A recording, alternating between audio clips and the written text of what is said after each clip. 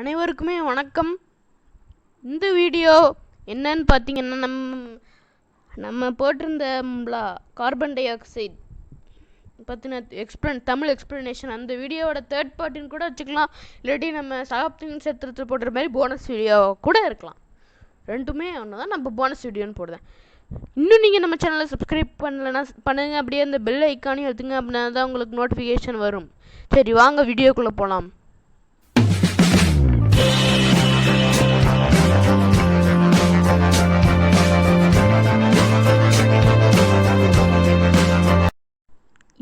இந்த வீடியோவில் நம்ம என்ன பார்க்க போகிறோன்னா, கார்பன் டை ஆக்சைடுடைய வரலாறு தான் நம்ம பார்க்க போகிறோம். தனித்து இயங்கும் ஒரு பொருளாக முதல்ல விவரிக்கப்பட்ட வாயு கார்பன் டை ஆக்சைடு ஆகும். 1640ஆம் ஆண்டில் யான் பாப்டிஸ்ட் வான் எல்மோண்ட் என்ற வேதியியலாளர் ஒரு மூடிய கலனுக்குள் கல்கரியை எரித்து பரிசோதித்தார். அது எரிந்து முடிந்த பின் கிடைத்த சாம்பல் பயன்படுத்திய கல்கரியை காட்டிலும் அந்த சாம்பல் அவர் பயன்படுத்திய கல்கரியை காட்டிலும் எடை குறைவாக இருந்துச்சு. குறைவான எடை ஒரு வாயுவாக வெளி இருக்கலாம் என்று அவர் முடிவு செய்தார்.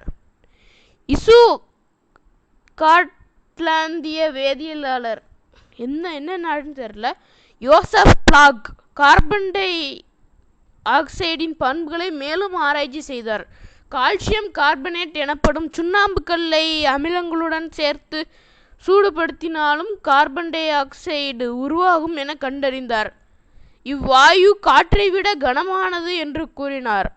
சுண்ணாம்பு நீர் வழியாக இதை ஊதும் போது கால்சியம் கார்பனேட் வீழ்படிவாகிறது என்பதையும் அறிந்தார். விலங்குகளின் சுவாசத்தாலும் நுண்ணுயிர்களின் நொதிதலாலும் கார்பன் டை ஆக்சைடு உருவாகிறது என்பதை நிரூபித்தார். 1772ஆம் ஆண்டில் ஆங்கில நாட்டு வேதியியலாளர் யோசப் பிரிசுட்லி என்பவர் சுண்ணாம்புக்கல் மற்றும் கந்தக அமிலம் மூலம் இதை செயற்கை முறையில் உருவாக்கினார். 1823இல் அம்ப்ரி டேவி மற்றும் மைக்கேல் ஃபாரடே ஆகியோரால் முதலில் கார்பன் டை ஆக்சைடு உயர்ந்த அழுத்தங்களில் திரவமாக்கப்பட்டது. 1835இல் திரவ கார்பன் டை ஆக்சைடு ஒரு அழுத்த கொள்கலன் மூலம் குறைந்த வெப்பநிலையில் திடப்பொருளாக மாற்றப்பட்டது. அதுவே திடப்பனி என்று அழைக்கப்படுகிறது.